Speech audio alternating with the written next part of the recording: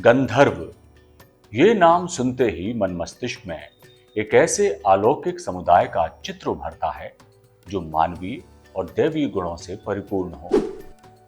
प्राचीन भारतीय जन समुदायों में गंधर्वों का उल्लेख उस रहस्यमय सत्ता के रूप में किया गया है जिनका स्वरूप किसी परिभाषा में नहीं बांधा जा सकता। उनकी उत्पत्ति का विचार वैदिक काल तक जाता है, जहां वे किसी जातीय समुदाय से अधिक एक सूक्ष्म और आकाशीय शक्ति के रूप में दिखाई देते हैं। तो इस कड़ी में हम जानते हैं गंधर्वों की उत्पत्ति, उनके वंश, उनके स्वभाव, उनकी धार्मिक, आर्थिक और सामाजिक व्यवस्थाओं के बारे में।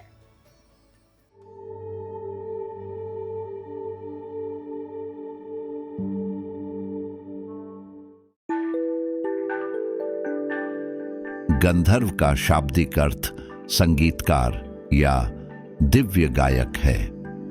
ये भारतीय पौराणिक कथाओं के अनुसार गंधर्व स्वर्ग में निवास करने वाले दिव्य प्राणी हैं जो संगीत, कला और नृत्य में निपुण होते हैं। पुराणों में गंधर्वों की उत्पत्ति को लेकर एक रूपता नहीं है और यही उनकी अवधारणा को और अधिक रोचक बनाता है। कहीं उन्हें ब्रह्मा की मानस सृष्टि भी कहा गया है, अर्थात वे विचार और कल्पना से जन्मे हुए हैं। कहीं वे प्रजापति कश्यप और उनकी पत्नी अरिष्टा या मुनि की संतान माने गए हैं। यह विविधता इस बात की ओर संकेत करती है कि गंधर्व किसी ऐतिहासिक वंश की अपेक्षा एक सांस्कृतिक स्मृति है जो समय के साथ अलग अलग कथाओं में ढलती गई। उनके निवास स्थल भी केवल स्वर्ग तक सीमित नहीं है। कुछ ग्रंथों में वे इंद्र की सभा में रहते हैं, तो कहीं हिमालय, गंधमादन पर्वत, अलका या उत्तर दिशा के रमणीय लोकों से उनका संबंध बताया गया है। इससे यह आभास मिलता है कि गंधर्व एक सीमांत जाति है जो देव और मानव लोकों के बीच विचरण करती है। गंधर्वों का मुख्य कार्य संगीत माना गया है। वे गायक, वादक और नाद के साधक हैं। उनके हाथों में वीणा, उनकी वाणी में राग और उनके अस्तित्व में लय का वास बताया गया है। यह केवल कला कौशल नहीं बल्कि एक प्रकार की साधना है। भारतीय परंपरा में नाद को ब्रह्म का रूप माना गया है और गंधर्व उसी नाद ब्रह्म के सजीव प्रतीक हैं। यही कारण है कि बाद के काल में शास्त्रीय संगीत को गंधर्व संगीत कहा गया। यह शब्द केवल एक शैली नहीं बल्कि उस धारणा को व्यक्त करता है कि संगीत देवोचित है, तपस्या से उत्पन्न होता है और आत्मा को ऊंचा उठाने का माध्यम है। गंधर्व इस दृष्टि से कलाकार कम और साधक अधिक प्रतीत होते हैं।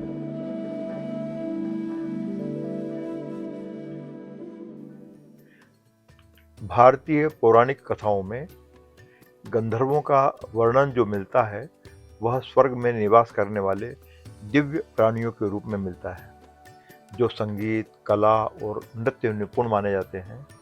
वहीं भारतीय महाकाव्यों में उल्लिखित गंधर्वों के स्वरूप को देखा जाए तो वह बहुआयामी नजर आता है।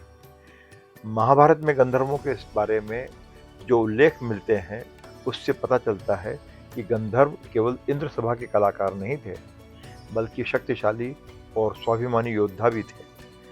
महाकाव्य में गंधर्व राज चित्रसेन और अर्जुन के बीच हुए युद्ध का वर्णन मिलता है। इस प्रसंग में गंधर्वों की उस विलक्षण प्रतिभा और ज्ञान का परिचय मिलता है जहां वे माया, भ्रम और मनोवैज्ञानिक प्रभावों से प्रतिद्वंदी को अचंभित कर देते थे या हरा भी देते थे। इसके विपरीत पुराणों में कुछ गंधर्व भोगप्रिय, नियम भंग करने वाले और अहंकारी बताए गए हैं। कई कथाओं में तो उन्हें ऋषियों के शाप को भोगते हुए बताया गया है, जिसके परिणाम स्वरूप वे पृथ्वी पर जन्म लेते हैं या अपनी दिव्यता को खो देते हैं। यह पक्ष उन्हें देवताओं से अलग और अधिक मानवीय बनाता है।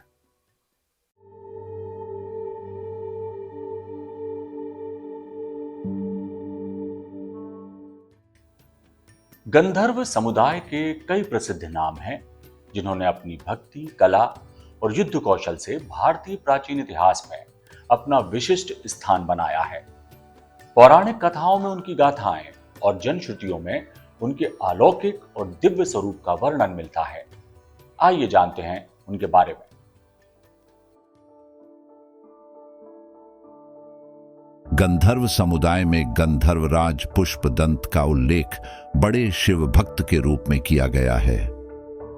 पुष्पदंत देवराज इंद्र के दरबार के महत्वपूर्ण गायक थे।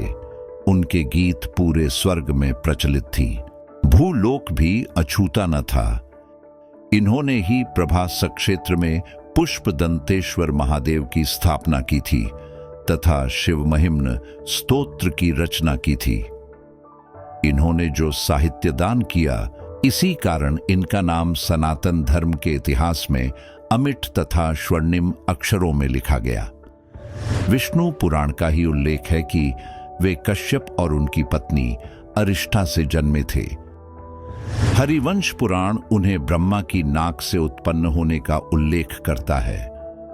ऐसे ही गंधर्वों का प्रधान चित्ररथ था और उनकी पत्नियां अप्सराएं थीं। पौराणिक कथाओं में गंधर्वों के राजा के रूप में चित्रसेन का उल्लेख मिलता है। महाभारत में उनका प्रसंग विशेष रूप से प्रसिद्ध है, जहां उनका अर्जुन से सामना होता है। यह कथा केवल युद्ध या अहम का आख्यान नहीं, बल्कि यह भी दिखाती है कि गंधर्व अपनी मर्यादा और स्वाभिमान के प्रति सजग थे। वे देवताओं के सेवक अवश्य थे, पर आत्मसम्मान और नियमों का पालन भी उतना ही आवश्यक मानते थे।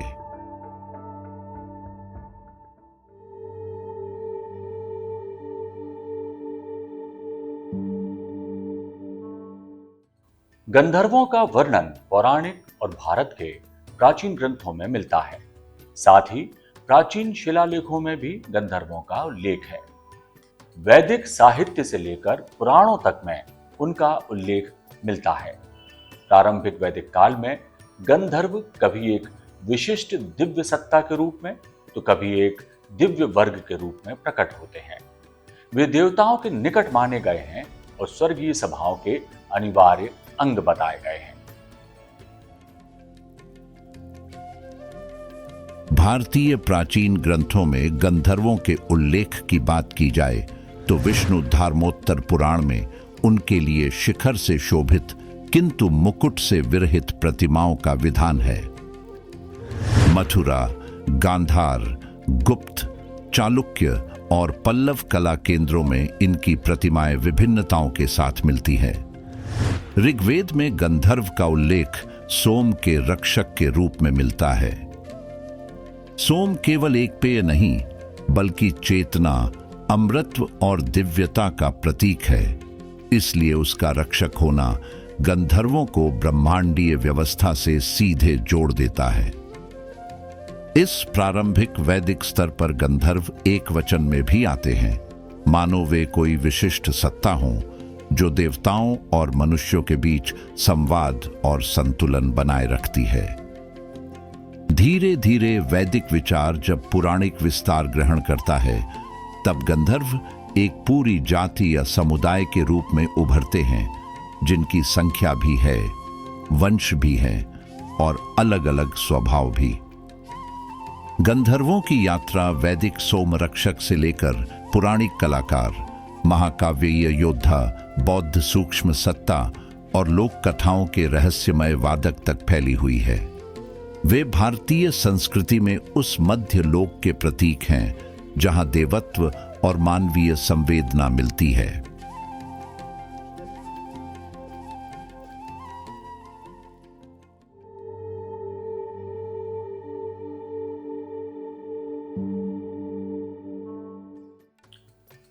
गंधर्वों से जुड़ी सामाजिक अवधारणाओं में गंधर्व विवाह विशेष रूप से उल्लेखनीय है। यह विवाह प्रेम और पारस्परिक सहमति पर आधारित होता है, जिसमें सामाजिक या धार्मिक अनुष्ठानों की बाध्यता नहीं होती। प्राचीन ग्रंथों में से विवाह का एक मान्य रूप माना गया है। इससे यह संकेत मिलता है कि गंधर्व स्वतंत्रता, भावनात्मक स्वीकृति और प्राकृतिक संबंधों के प्रतीक हैं। वे उस समाज की कल्पना को सामने रखते हैं जहां प्रेम को अपराध नहीं बल्कि स्वाभाविक मानवीय अनुभव माना गया है। गंधर्वों का स्वभाव सौम्य, कलात्मक और कभी-कभी चंचल बताया गया है। वे सौंदर्य प्रिय हैं, प्रकृति और ऋतुओं से जुड़े हैं और अंतरिक्षीय लोकों में विचरण करते हैं। कुछ ग्रंथों में उनका निवास गंधर्व लोक कहा गया है, जो स्वर्ग और पृथ्वी के बीच का क्षेत्र माना जाता है। यह प्रतीकात्मक रूप से भी महत्वपूर्ण है। कला और संगीत भी भौतिक और आध्यात्मिक के बीच सेतु का काम करते हैं।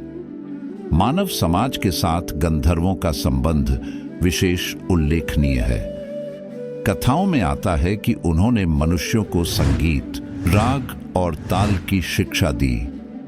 इससे यह संकेत मिलता है कि भारतीय परंपरा में ज्ञान का प्रवाह ऊपर से नीचे, दिव्य से मानवीय माना गया है। संगीत यहाँ केवल कला नहीं, साधना है और गंधर्व उसके आदर्श साधक। भारतीय संस्कृति में गंधर्वों का महत्व इसलिए भी है कि वे बताते हैं कला जीवन का अलंकरण नहीं, उसकी आत्मा है। संगीत, सौंदर्य और सृजनात्मकता मनुष्य को स्थूलता से सूक्ष्मता की ओर ले जाती है। गंधर्व इस यात्रा के प्रतीक हैं। वे स्मरण कराते हैं कि जहां स्वर है वहां साधना है, जहां लय है वहां संतुलन है और जहां सौंदर्य है वहां दिव्यता का स्पर्श है।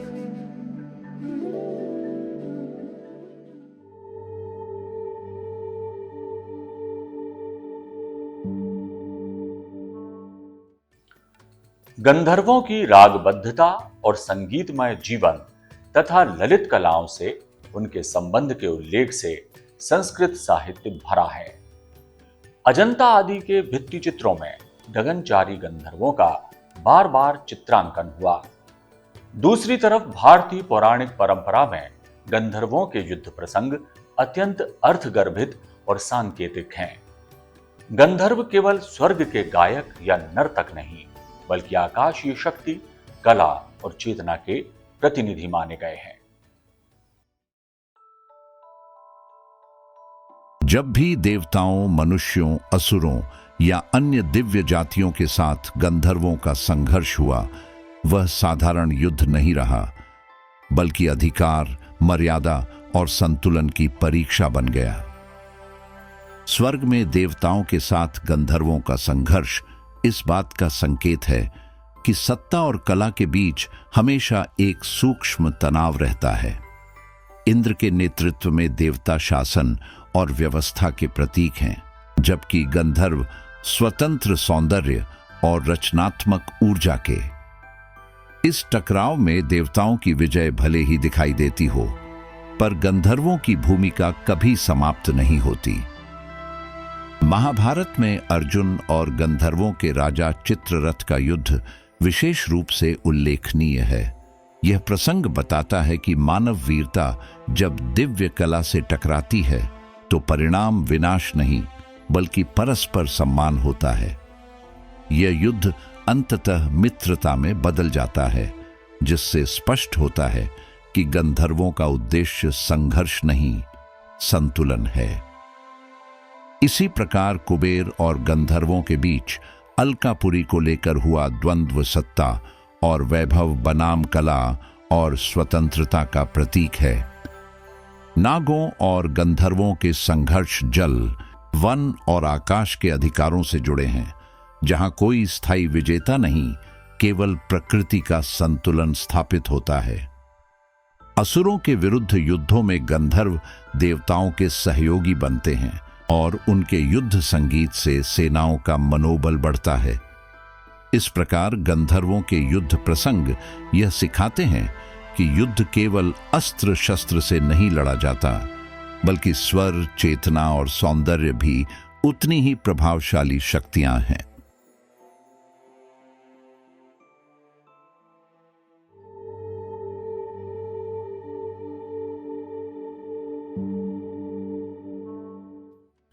विष्णु पुराण में कथा है कि किस प्रकार गंधर्वों ने पाताल के नागों से युद्ध कर उनका अनंत धन और नगर छीन लिया था।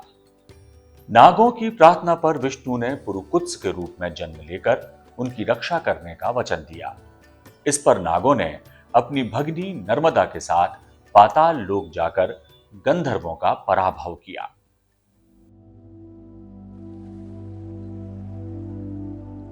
कालांतर में जब समाज अधिक ऐतिहासिक और यथार्थवादी हुआ, तब गंधर्व प्रत्यक्ष आस्था के विषय कम और सांस्कृतिक प्रतीक अधिक बन गए। वे साहित्य, संगीत और कला में आदर्श कलाकार के रूप में जीवित रहे। जब संगीत को साधना कहा गया, जब गुरु से प्राप्त विद्या को ईश्वरीय अनुग्रह माना गया, तब अनजाने में गंधर्व परंपरा ही पुनर्जीवित होती रही।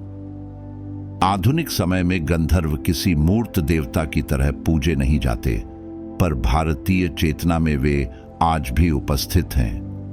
गंधर्व हमें यह स्मरण कराते हैं कि सभ्यता केवल शक्ति, नियम और संघर्ष से नहीं बनती, बल्कि लय, रस और सौंदर्य से भी बनती है, और यही सौंदर्य अंततः मानव जीवन को अर्थ और गहराई प्रदान करता है। गंधर्व केवल पौराणिक पात्र ही नहीं, बल्कि भारतीय सांस्कृतिक चेतना के स्थायी प्रतीक हैं, जो कला को धर्म, सौंदर्य को साधना और संगीत को मुक्ति का मार्ग मानते थे।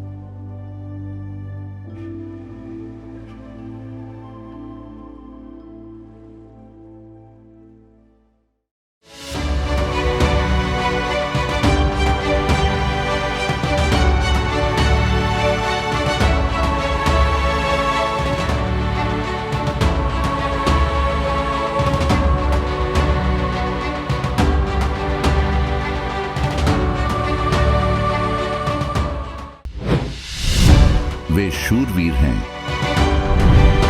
वे कर्मवीर हैं, वे निपुण योद्धा हैं, वे भारत का कुल हैं, वे भारतवंशी हैं जिन्हें लोक समाज ने भुला दिया है। ऐसे ही विस्मृत युगयुगीन भारतवंशियों की खोज और पुनरान्वेषण से वैश्विक समुदाय का सुपरिचय करेंगे। वीर भारत न्यास के YouTube चैनल वीर भारत में।